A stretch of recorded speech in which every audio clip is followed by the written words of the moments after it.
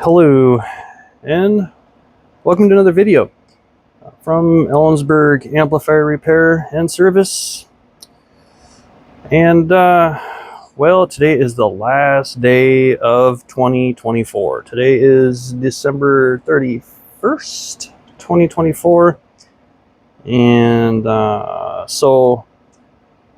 just to let everyone know that Ellensburg Amplifier is closed for all private repair and closed to the public. So I am just OEM, manufacturer, warranty repair now. That's all I'm choosing to do.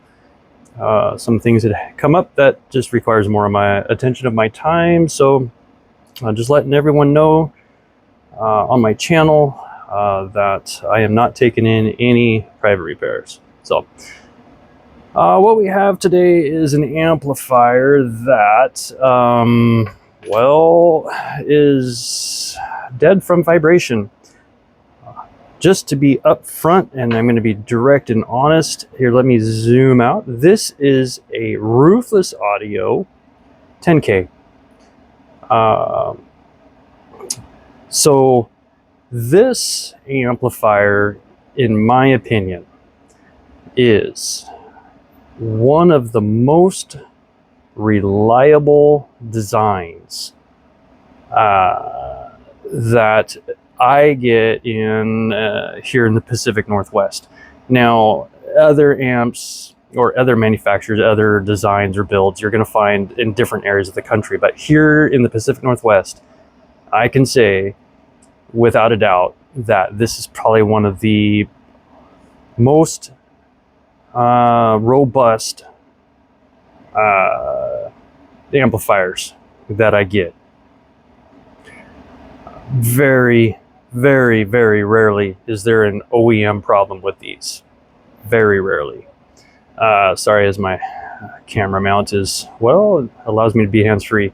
But 9 times out of 10, when I get these 10Ks in for a repair, again, I'm warranty repair, most times, 9 times out of 10, it's going to be user error.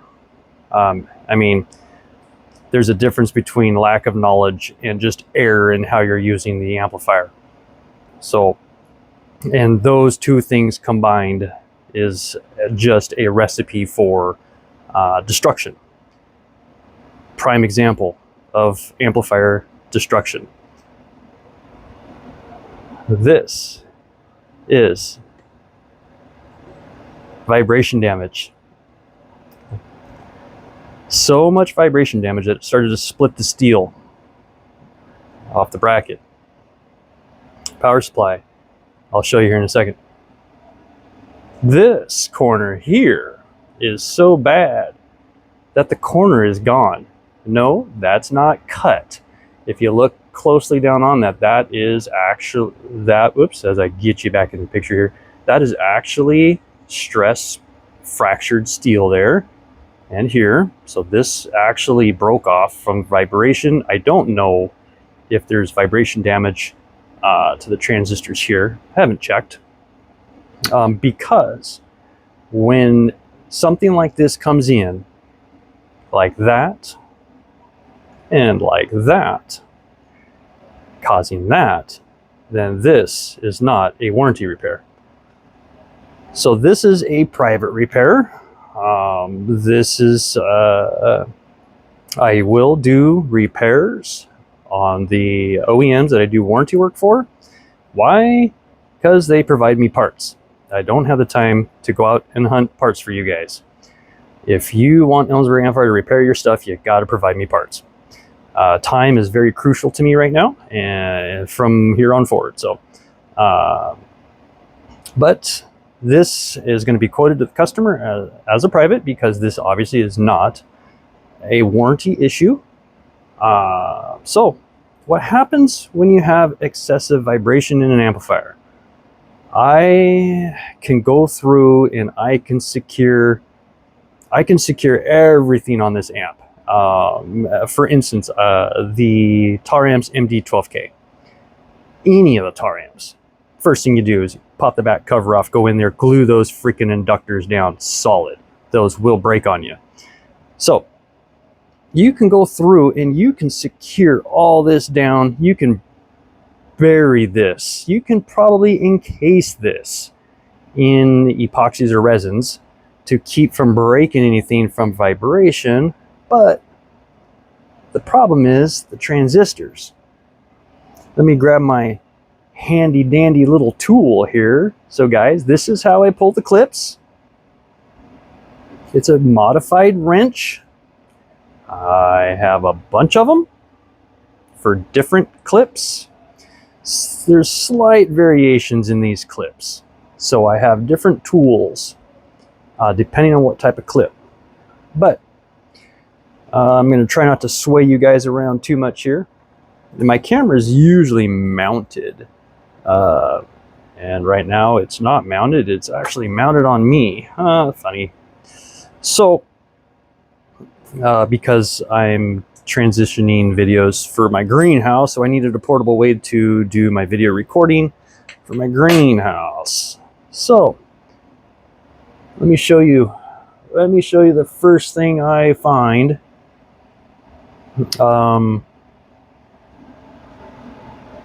The first thing I look for when an amplifier comes in as a warranty claim, I can't really say for sure that this is a warranty claim. His request didn't specifically state warranty, but it's still a ruthless 10K, so I just treat everything as a request. But let me get you zoomed down in there. There it is, guys. Man, broken off right as my camera can't focus very well, but look, that's vibration damage. Sorry guys, I'm not very good at focusing in on things, but that transistor is broken from vibration. What happens is you break the gate of this, the transistor floats. Well, for the people that understand what I'm talking about here, the transistor floats while the other side is trying to switch, and what happens is you have a direct short when you break that gate leg right there. If you break the gate, the transistor floats, the transistor pops, shorts out, the next transistor in line takes the load, blows it up, and it is a domino effect. A domino effect until you get to the point where you've done so much damage to the drive that none of this will support anything that the amplifier is trying to do. Because if you look right down in here, there it is. Say goodbye to that driver. There's the resistor for the power, and there's the hole in the driver. So, that, my coffee, that is what vibration does. You can secure this until you're blue in the face, but you're gonna break those right off the board. Depending on the brand, depending on the amp, you'll either break the power supply transistors. Some manufacturers, you'll find you're gonna break the rectifiers, depending on how they secure their this half of the rail capacitors. They'll break the rectifier legs off. Not very often do I get vibration damage where the output transistor legs are broken. I think it's because these are TO247 size transistors and these are TO220 size transistors. I'm not sure, but this section doesn't get damaged as severe with vibration. These are just rock solid. Again, this is a Ruthless Audio 10K. I get phone calls every day about what I recommend, and I really try to avoid recommending amps to people. Why? Because a lot of people don't know how to use amps correctly. But this 10K, when used correctly, is robust. Yeah, I've never had auxiliary winding short. These transformers There's one loose winding right there. That's what I do is I just take my fingernail, go around the windings, and listen for one that sings. If it sings, glue that sucker down. But these auxiliary windings, these are glued good. And because I think a lot of people know, maybe they've told the engineers that this has always been a problem. This auxiliary winding here will short, especially on this transformer. And then sometimes I will get, depending on what happens, if you short the output, you'll burn up this side pretty good too. But yeah,